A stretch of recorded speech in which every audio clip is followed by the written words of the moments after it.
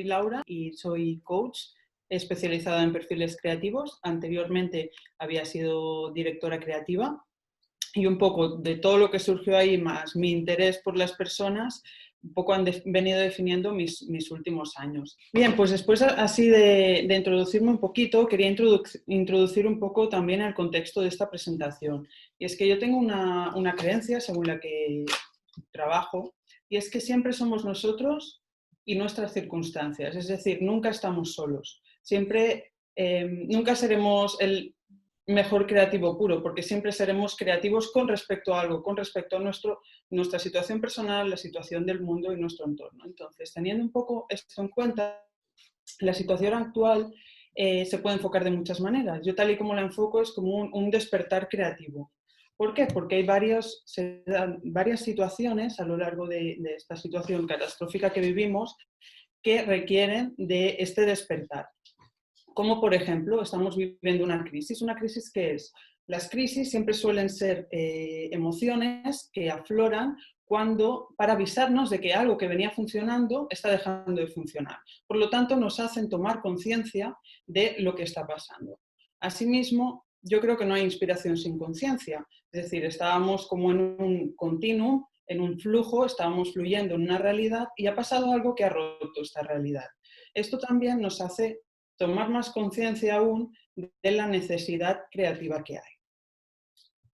Dentro de esta necesidad de tomar conciencia, dentro de esta situación que, depende cómo la mires, debería resultarnos a los creativos más inspiradora, hay un punto, que es la importancia de mirar hacia adentro.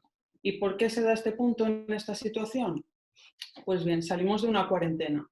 Antes de esta cuarentena, muchas veces la creatividad se ha enfocado en hallar inspiración en elementos externos, es decir, dónde vas, a qué festivales asistes, qué películas ves, con quién has quedado.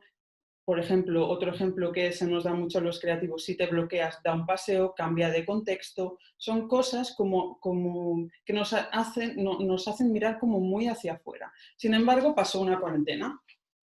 Yo recibo mucha gente en consulta que me dice que ha tenido un problema real de falta de inspiración a lo largo de esta pandemia. Es que no estamos educados, no nos han enseñado para hallar la inspiración desde dentro. Una inspiración más inside out. Y tenemos un mogollón de cosas que encontrar ahí.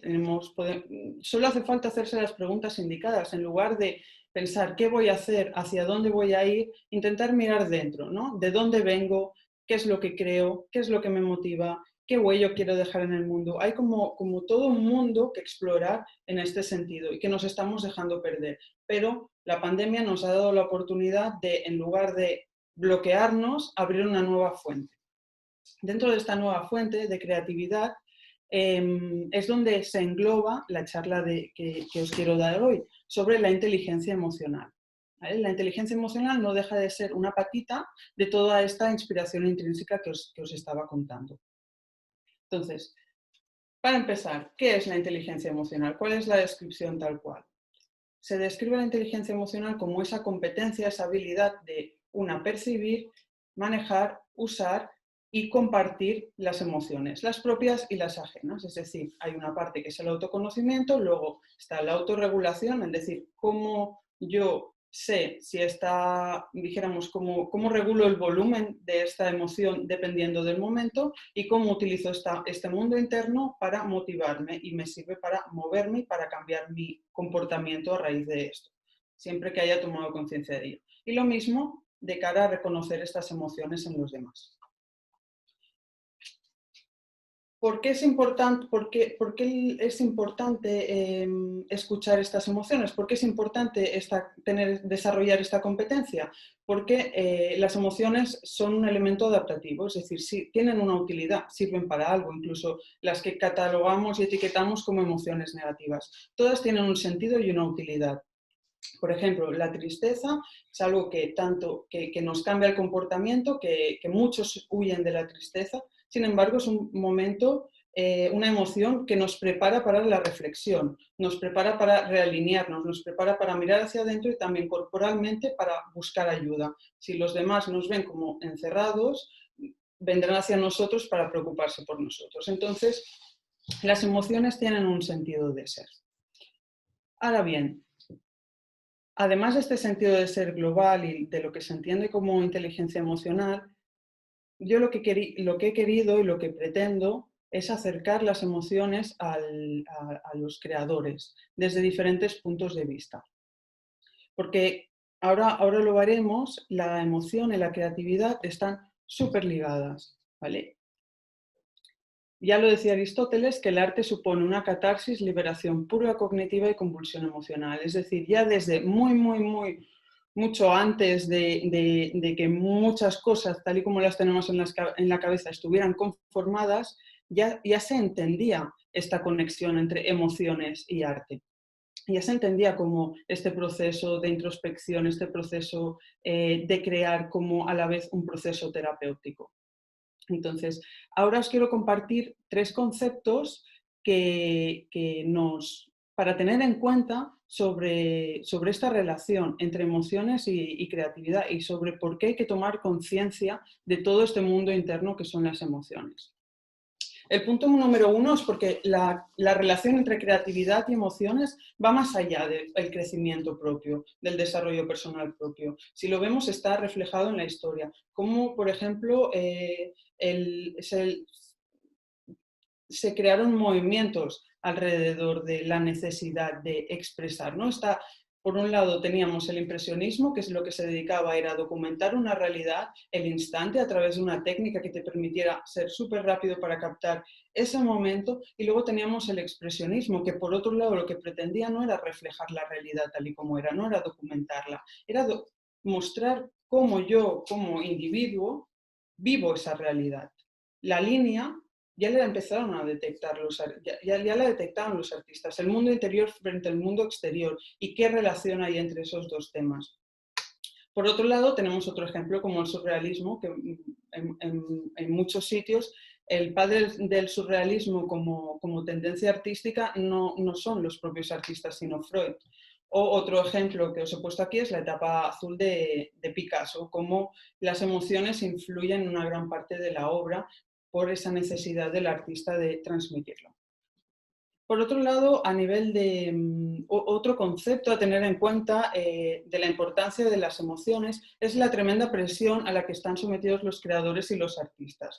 Por un lado, queremos crear, queremos ser artistas, pero por otro lado tenemos esa necesidad de delegar, de externalizar esa presión. Y un ejemplo de ello es la creación del concepto de musa. La musa como aquello que viene y que va, como aquello que aparece y desaparece, pero que es la que nos trae la inspiración y nos la quita.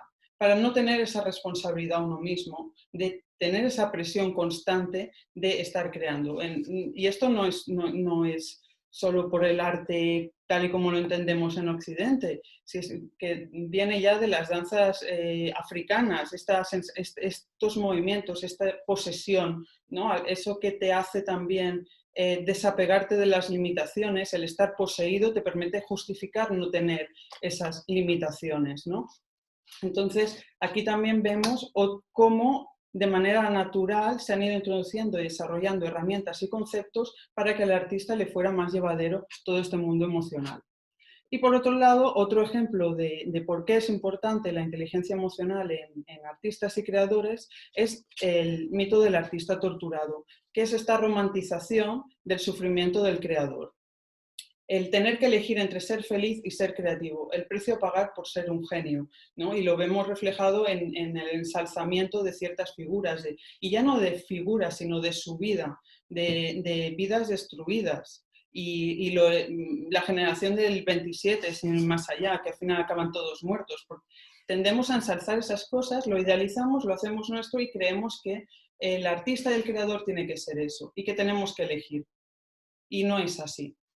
Entonces, la conexión con nuestras emociones nos permite explorar más allá. Sin embargo, aquí os he querido hacer una introducción de la importancia de las emociones en la creatividad, pero hoy me voy a centrar, como es poquito tiempo, en la creatividad, las emociones como fuente de creatividad.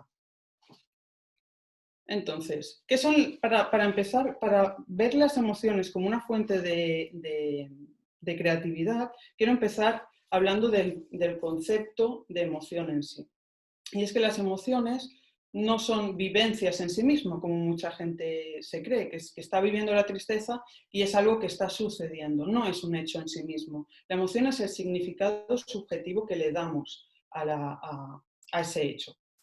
Entonces, ¿cómo, sabiendo esto, los artistas y los creadores las utilizan para inspirarse? Os he puesto algunos ejemplos porque espero que esta presentación os sirva para tomar herramientas, pero también como inspiración. El primer punto, las emociones como guardianas de los grandes misterios. ¿Y cómo conectamos con estos grandes misterios? A través de las preguntas. El cargar con emociones nos hace que nos cuestionemos cosas. Y estas cosas que nos cuestionamos suelen ser pues, cosas que son difícilmente abarcables por la mente humana, que van más allá, que trascienden más allá de la cabeza. Y aquí tengo un ejemplo de un artista que trabaja sobre un tema en concreto, unos temas en concreto, muy vinculados con las emociones. Aquí os he querido reflejar el proceso creativo desde las preguntas, porque si algo me gustaría que os quedaseis esta presentación como de cómo utilizar las emociones como herramientas creativas, son las preguntas, es el cuestionamiento. Sin el cuestionamiento no hay conexión con estas emociones. Tendemos a rechazar las emociones, a tratar de encontrarles solución como si fueran un problema. Y lo que hay que empezar a ver es las emociones como un espacio de reflexión. Y ese espacio de reflexión se accede a través de las preguntas. En este caso tenemos a Park Ji-pyung, si lo pronuncio bien, que a través de su obra nos habla de estas preguntas que él mismo se hizo, preguntas de un existencialismo muy profundo, como el qué significa ser humano, el cómo me moldeo, en qué clase de persona soy.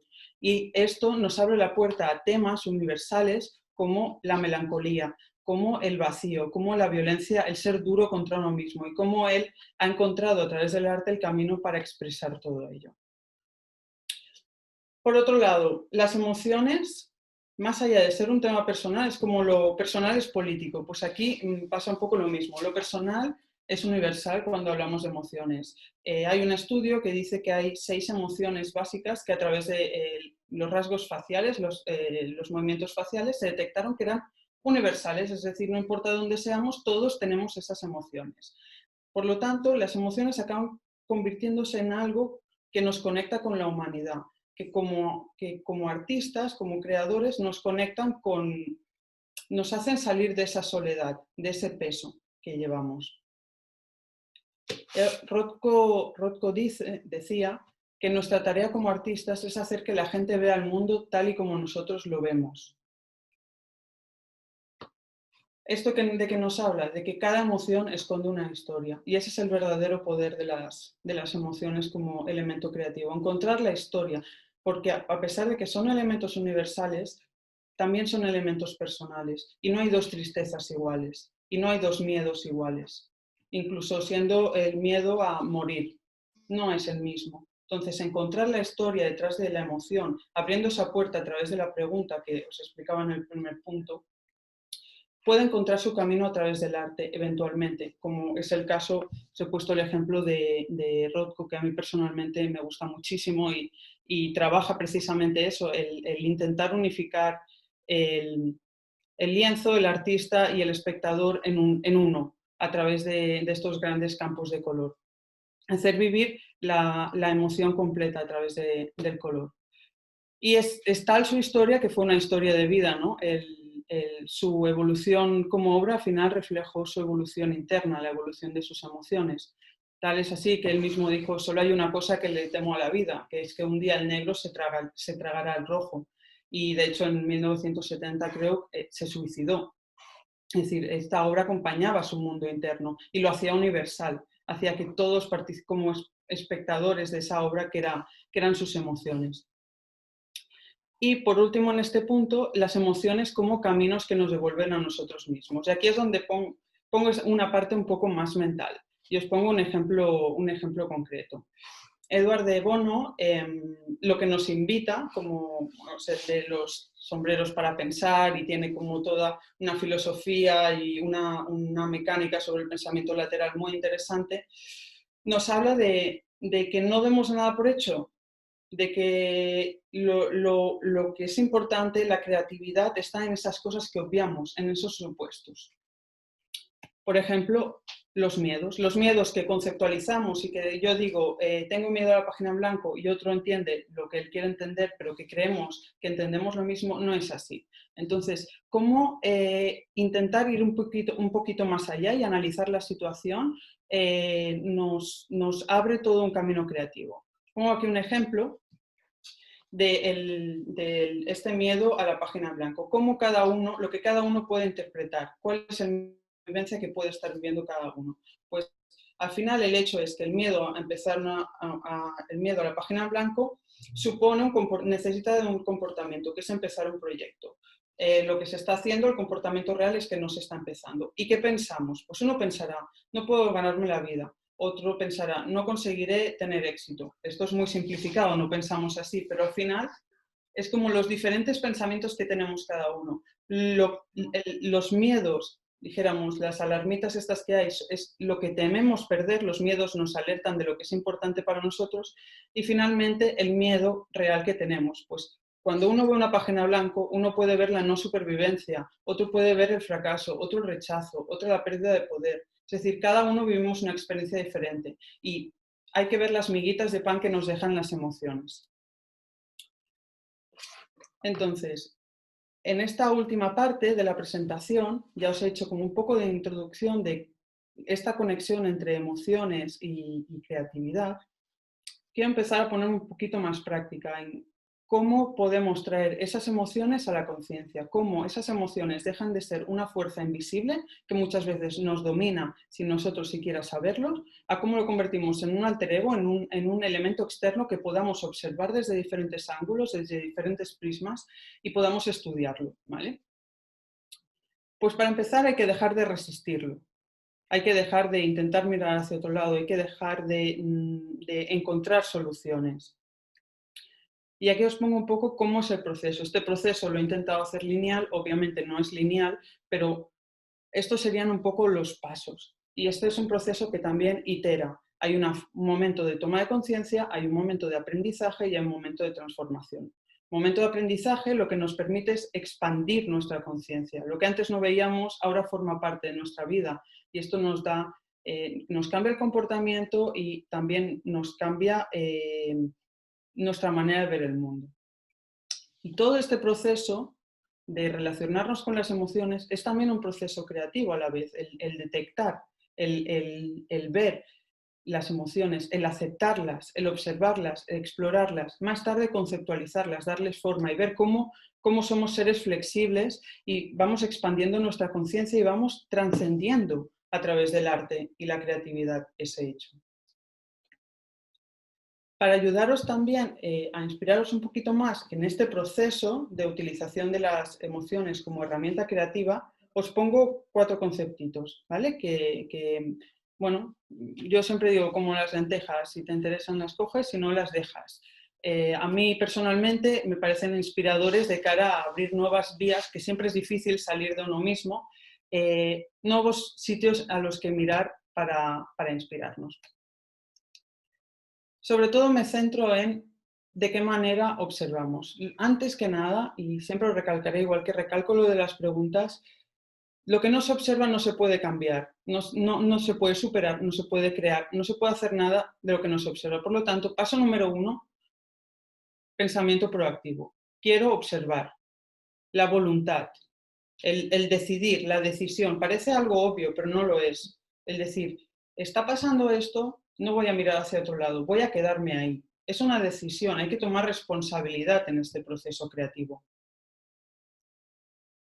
Concepto número 2, selfhood, o la manera en la que observo. Hay que sostener la incomodidad. Las emociones, para poder explorarlas, requieren de un tiempo, un espacio y un silencio. Cuando hablo de silencio, hablo de no estar en futuro y en pasado. El ver el aquí y ahora como algo totalmente nuevo. como si no lo hubiésemos visto nunca. Y una manera de observar, por ejemplo, es tratar de ver nuestras sensaciones subjetivas y la manifestación externa de estas sensaciones. Es otro truco para intentar vivir en ese momento. Los límites y las suposiciones, que es desde donde observo. Todos vivimos al final en burbujas de lógica, que al final las suposiciones no son más que reducciones para no tener que estar razonando todo el tiempo. Reducimos al mínimo, sintetizamos para que nos sea más fácil el razonar y el hacer cosas, porque si no sería bastante complicado funcionar. Pero esas suposiciones, esos límites, al final no es más que una reducción. Por lo tanto, hay un mogollón de información ahí que podríamos estar explorando y que en un proceso creativo es interesante dejar de suponer, ver qué estoy dando por sentado, ver qué acaba y dónde empieza mi pensamiento y explorar más allá de esos límites. Y por último, el concepto dominante. ¿Qué estoy observando? Intentar, sé que estáis familiarizados con conceptos, pero ver más allá qué conceptos mueven nuestro pensamiento, qué conceptos morales hay detrás, qué creencias, qué ideas. Al final un concepto no es más que una encrucijada, un punto desde el cual se divide todo, y se divide en comportamientos y se divide en ideas. Vuelve un poco al origen de todo, vuelve a ese concepto que mueve esa emoción. Y a partir de ahí, quédate un rato ahí y a ver qué pasa. Y hasta aquí un poco la presentación que os quería hacer sobre las emociones como herramienta creativa, y un último tip, que es que siempre que os quedéis o sintáis bloqueados, pensad en el fondo oceánico, que aunque el 71% del planeta es agua, solo conocemos el 5%. Pues a nivel de inspiración, a nivel de como seres humanos, pasa un poco lo mismo. Creemos que estamos bloqueados, que es más grande que nosotros y hay todo un mundo aún por explorar. Y nada, hasta aquí, muchas gracias.